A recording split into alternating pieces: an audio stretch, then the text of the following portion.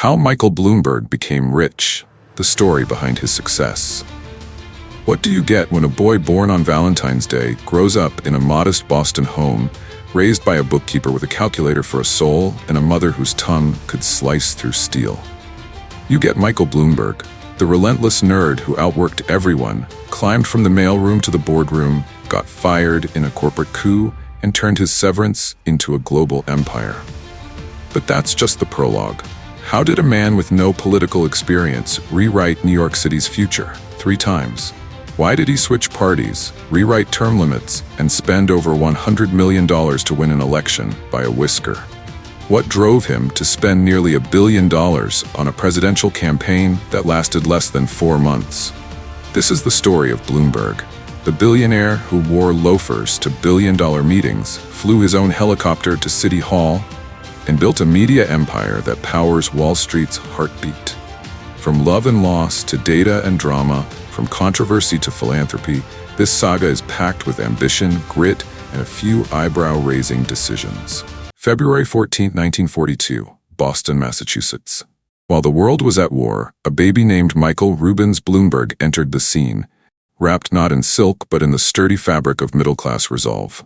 His father, William Henry Bloomberg, was a dairy company bookkeeper, the kind of man who could balance a ledger blindfolded, and probably did. His mother, Charlotte Bloomberg, was a homemaker with a sharp mind and a sharper tongue. If sarcasm were a sport, Charlotte would have been an Olympic gold medalist. The family settled in Medford, a working-class suburb of Boston, where the sidewalks cracked with character and the homes echoed with ambition. The Bloombergs were Jewish, and their household prized education, discipline, and thrift. 3 pillars that would shape Michael's worldview like a chisel to marble. His father's meticulous accounting taught him that every penny had a purpose. His mother's no-nonsense parenting taught him that excuses were for amateurs. Together they forged a boy who would one day count billions and take no prisoners. He had one sibling, Marjorie Tiven, who would later serve as New York City's commissioner for the United Nations. Clearly, ambition ran in the family like caffeine through Wall Street. Michael wasn't the class clown. He wasn't the prom king. He was the kid who loved math, science, and order, the holy trinity of future billionaires. At Medford High School, he excelled quietly, like a stealth bomber of academic achievement.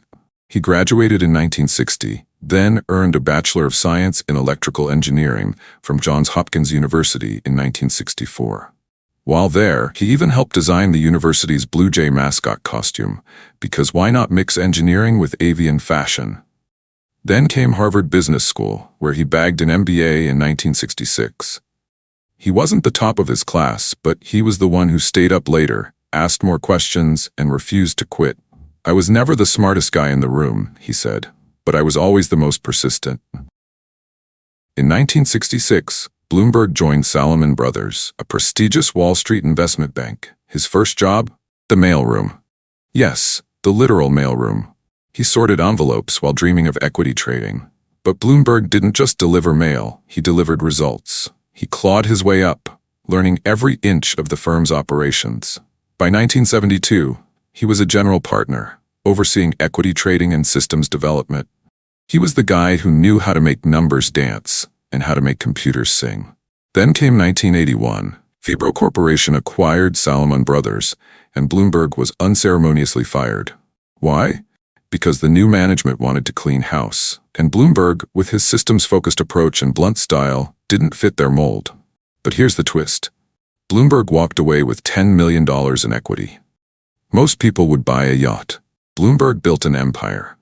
With his severance, Bloomberg founded Innovative Market Systems in 1981, later renamed Bloomberg LP. His idea? A computer terminal that delivered real-time financial data to traders.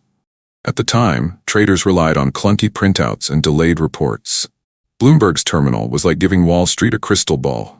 He partnered with Thomas Secunda, Duncan Macmillan, and Charles Zeger, 3 former Salomon colleagues who shared his vision and his appetite for risk.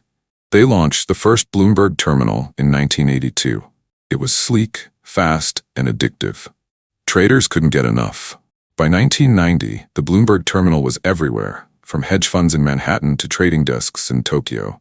Today, Bloomberg LP has over 325,000 terminals worldwide and generates billions in revenue annually. In 1975, Michael Bloomberg married Susan Elizabeth Barber Brown, a British woman with elegance, intellect, and a pedigree that included equestrianism and literary flair. She was born in Yorkshire, England, and had the poise of a duchess and the grit of a jockey. Their union was a blend of Wall Street hustle and British refinement. They had two daughters, Emma Bloomberg, born in 1979, a Harvard alum and nonprofit executive. She later founded Murmuration, a political tech company. Georgina Bloomberg, born in 1983, an accomplished equestrian, philanthropist, and animal rights advocate. But by 1993, after 18 years of marriage, the couple divorced. The reasons? A mix of Bloomberg's relentless work ethic, diverging lifestyles, and the gravitational pull of his growing empire. Yet, Bloomberg remained deeply close to his daughters, attending Georgina's horse shows and supporting Emma's ventures with the same intensity he gave to his boardroom battles. In 2000, Bloomberg met Diana Taylor at a Citizens Budget Commission event. She was sharp, accomplished, and had a resume that read like a finance novel. New York State Superintendent of Banks, Columbia MBA, and board member of Citigroup and Brookfield Properties. They hit it off instantly. Bloomberg asked her, "Would you like to have a drink after this?" She said yes. And just like that, a partnership was born. Not just romantic, but political. Diana became his unofficial first lady during his mayoral terms, standing beside him through campaigns, crises, and parades. She even spent nights with him at the Office of Emergency Management during the 2005 transit strike. They never married, but their bond has lasted over 2 decades. Diana calls his daughters her friends. Bloomberg calls her his rock. In 2001, Bloomberg made a bold move. He left the Democratic Party, joined the Republicans, and ran for mayor of New York City. Why the switch? Strategy. The Democratic field was crowded, and Bloomberg knew the Republican ticket gave him a clearer path. It was less ideology, more calculus. He won. Then he won again in 2005. Then came the plot twist in 2009. Bloomberg changed the law to allow a third term.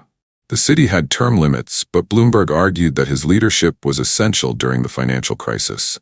The city council agreed, controversially. Civil libertarians like Norman Siegel and Michael Myers protested, calling it undemocratic.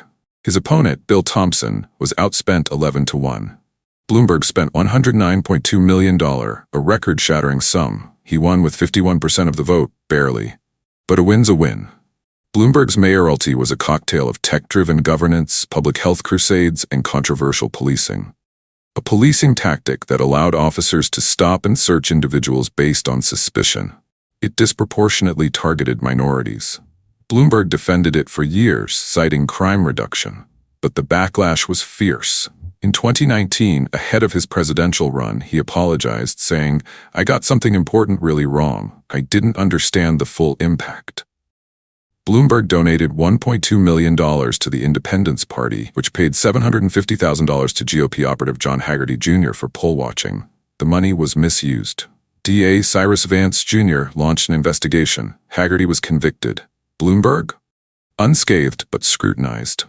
In 2020, Bloomberg entered the Democratic presidential race, late, loud, and lavish. He skipped early primaries, flooded the airwaves, and spent $935 million, the most expensive primary campaign in U.S. history. He won 61 delegates, mostly from American Samoa and Super Tuesday states. But the momentum fizzled. He dropped out in March 2020, endorsing Joe Biden. In 2024, President Joe Biden awarded Bloomberg the Presidential Medal of Freedom, a nod to his philanthropy, leadership, and impact. He's received numerous honorary degrees, civic awards, and global recognition. Yet, Bloomberg remains famously frugal. Plain suits and loafers, no flashy fashion. Licensed pilot, flies his own helicopter. Workaholic, still works 12-hour days into his 80s. Bloomberg has donated over $12 billion to causes like public health, climate change, education, gun control.